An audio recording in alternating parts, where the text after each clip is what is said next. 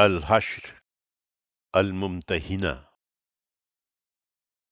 یہ دونوں صورتیں اپنے مضمون کے لحاظ سے تو عام ہیں۔ پہلی سورہ میں منافقین کو ان یہودیوں کے انجام سے سبق لینے کی تلقین فرمائی ہے جن کو وہ شے دے رہے تھے، اور دوسری سورہ میں کمزور مسلمانوں کو ان مشرکین کے ساتھ رشتہ و پیوند کے نتائج سے خبردار کیا ہے جو اللہ و رسول کے دشمن بن کر اٹھ کھڑے ہوئے تھے۔ دونوں میں خطاب ایمان کا دعویٰ رکھنے والوں سے ہے، اور ان کے مضمون سے واضح ہے کہ مدینہ طیبہ میں یہ رسول اللہ صلی اللہ علیہ وسلم کی دعوت کے مرحلہ تزکیہ و تطہیر میں نازل ہوئی ہیں۔ پہلی سورہ الحشر کا موضوع منافقین کو متنبہ کرنا ہے کہ وہ اگر آنکھیں رکھتے ہوں تو ان لوگوں کے انجام سے عبرت حاصل کریں جن کو وہ ناقابل تسخیر سمجھے بیٹھے تھے، قرآن کی دعوت پر لبیک کہیں اور اللہ کی پاداش سے ڈریں۔ دوسری سورہ الممتحنہ کا موضوع ان مسلمانوں کو ایمان و اسلام کے تقاضے سمجھانا ہے جو ہجرت کر کے آ تو گئے تھے، مگر ہجرت کی حقیقت ابھی ان پر واضح نہیں ہوئی تھی، چنانچہ امتحان کے موقعوں پر ان سے ایسی کمزوریاں صادر ہو جاتی تھیں جو انہیں منافقین کے قریب لے جاتی تھیں۔ اللہ کے نام سے جو سراسر رحمت ہے، جس کی شفقت ابدی ہے۔ زمین اور آسمانوں کی ہر چیز نے اللہ کی تسبیح کی ہے، اور وہی غالب اور حکیم ہے۔ وہی ہے جس نے اہل کتاب کے منکروں کو پہلے حشر کے لیے ان کے گھروں سے نکال باہر کیا ہے۔ تمہیں گمان نہ تھا کہ وہ کبھی اس طرح نکلیں گے، اور وہ بھی یہی سمجھتے تھے کہ ان کے قلعے انہیں اللہ کے عذاب سے بچا لیں گے، مگر اللہ ان پر وہاں سے آ پہنچا جہاں سے انہوں نے کبھی سوچا بھی نہ تھا، اور ان کے دلوں میں ہیبت ڈال دی۔ وہ اپنے گھر اپنے ہاتھوں سے اجاڑ رہے تھے، اور مسلمانوں کے ہاتھوں سے بھی۔ سو عبرت حاصل کرو اے آنکھیں رکھنے والو۔ اور اگر اللہ نے ان کے لیے اسی طرح جگہ جگہ سے اجڑنے کی سزا نہ لکھ دی ہوتی تو وہ انہیں دنیا ہی میں عذاب دے ڈالتا، اور قیامت میں تو ان کے لیے دوزخ کا عذاب ہے ہی۔ یہ سب اس لیے کہ انہوں نے اللہ اور اس کے رسول کا مقابلہ کرنے کی کوشش کی ہے، اور جو اللہ کا مقابلہ کریں وہ اسی انجام کو پہنچتے ہیں، اس لیے کہ اللہ سخت سزا دینے والا ہے۔ انہیں اعتراض ہے تو پرواہ نہ کرو، اس لیے کہ کھجوروں کے جو درخت ان پر حملے کے وقت تم نے کاٹ دیے، یا جن کو ان کی جڑوں پر کھڑا رہنے دیا، تو یہ اللہ کے اذن سے ہوا، اور اس لیے ہوا کہ وہ ان نافرمانوں کو رسوا کر دیں۔ اور منافقین پوچھتے ہیں تو انہیں بتاؤ کہ جو اموال اللہ نے ان یہودیوں کی طرف سے اپنے رسول کی طرف پلٹا دیے تو ان پر تم نے گھوڑے اور اونٹ نہیں دوڑائے کہ ان پر تمہارا کوئی حق قائم ہو، بلکہ اللہ ہے جو اپنے رسولوں کو جن پر چاہتا ہے غلبہ عطا فرماتا ہے، اور اللہ ہر چیز پر قدرت رکھتا ہے۔ اس لیے ان بستیوں کے لوگوں سے اللہ جو کچھ اپنے رسول کی طرف پلٹائے وہ اللہ اور رسول اور قرابت مندوں اور یتیموں اور مسکینوں اور مسافروں کے لیے خاص رہے گا، تاکہ وہ تمہارے دولت مندوں ہی میں گردش نہ کرتا رہے، اور رسول کا منصب یہی ہے کہ جو تمہیں دے وہ لے لو، اور جس چیز سے روکے اس سے رک جاؤ، اور اللہ سے ڈرتے رہو، بے شک اللہ بڑی سخت سزا دینے والا ہے۔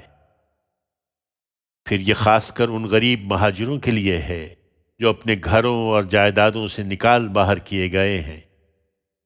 یہ اللہ کا فضل اور اس کی خوشنودی چاہتے ہوئے اور اللہ اور اس کے رسول کی حمایت کرتے ہوئے آئے ہیں، یہی راست باز ہیں۔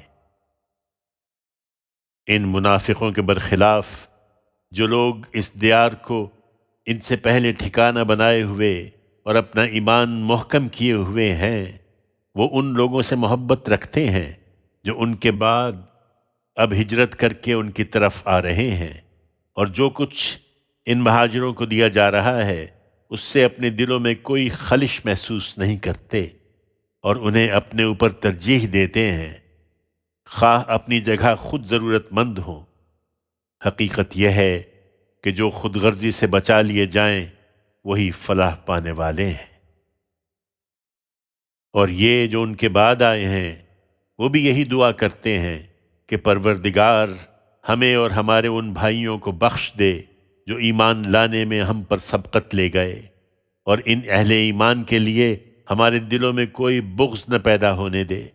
پروردگار تو بڑا مہربان ہے، تیری شفقت ابدی ہے۔ تم نے دیکھے نہیں وہ لوگ جو منافقت میں مبتلا ہیں؟ وہ اپنے ان اہل کتاب بھائیوں سے کہتے ہیں جو پیغمبر کے منکر ہیں اور باقی رہ گئے ہیں، تمہیں نکالا گیا تو ہم بھی لازماً تمہارے ساتھ نکلیں گے، اور تمہارے معاملے میں ہم کسی کی بات کبھی نہ مانیں گے، اور تم سے جنگ کی گئی تو ضرور تمہاری مدد کریں گے، مگر اللہ گواہی دیتا ہے کہ یہ بالکل جھوٹے ہیں۔ وہ نکالے گئے تو یہ ہرگز ان کے ساتھ نہ نکلیں گے، اور ان سے جنگ کی گئی تو یہ ہرگز ان کی مدد نہ کریں گے، اور بالفرض کریں گے تو لازماً پیٹھ دکھائیں گے، پھر کہیں سے کوئی مدد نہ پائیں گے۔ ان کے دلوں میں خدا سے بڑھ کر تمہاری دہشت ہے، اس لیے کہ یہ ایسے لوگ ہیں جو سمجھ نہیں رکھتے۔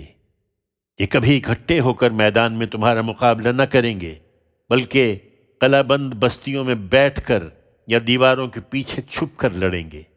ان کی آپس میں سخت مخالفت ہے، تم انہیں اکٹھا سمجھتے ہو، درحال ہے کہ ان کے دل پھٹے ہوئے ہیں۔ ان کا یہ حال اس لیے ہے کہ یہ عقل سے کام نہیں لیتے۔ یہ جن کو شے دے رہے ہیں ان کے ساتھ بھی وہی ہوگا جو ان کے اگلوں کے ساتھ ہوا ہے، جو ابھی کچھ پہلے اپنے کیے کا مزہ چکھ چکے ہیں، اور آگے ان کے لیے ایک دردناک عذاب ہے۔ یہ بالکل شیطان کی طرح ہیں کہ وہ انسان سے کہتا ہے کہ منکر ہو جاؤ، اور جب وہ منکر ہو جاتا ہے تو کہتا ہے کہ میں تم سے بری ہوں، میں تو اللہ رب العالمین سے ڈرتا ہوں۔ سو دونوں کا انجام یہ ہے کہ دونوں جہنم میں جائیں، کہ ہمیشہ اسی میں رہیں، اور ظالموں کی یہی جزا ہے۔ ایمان کا دعویٰ رکھنے والو، اللہ سے ڈرو، اور تم میں سے ہر شخص دیکھے کہ اس نے کل کے لیے کیا سامان کیا ہے، اسے دیکھو اور اللہ سے ڈرتے رہو۔ اللہ یقیناً جانتا ہے جو کچھ تم کرتے ہو۔ تم ان لوگوں کی طرح نہ ہو جاؤ جو اللہ کو بھول گئے اور اللہ نے خود ان کو انہیں بھلا دیا۔ حقیقت یہ ہے کہ یہی نافرمان ہیں۔ اس بات کو سمجھو کہ دوزخ میں جانے والے اور جنت میں جانے والے کبھی یکساں نہ ہوں گے۔ یہ صرف جنت میں جانے والے ہیں جو کامیاب ہوں گے۔ ان کے دل پتھروں سے بھی زیادہ سخت ہیں، ورنہ حقیقت یہ ہے کہ اگر اس قرآن کو ہم کسی پہاڑ پر اتار دیتے تو تم دیکھتے کہ وہ اللہ کی خشیت سے دب جاتا، پھٹ جاتا۔ یہ مثالیں ہم لوگوں کو اس لیے سناتے ہیں کہ وہ غور کریں،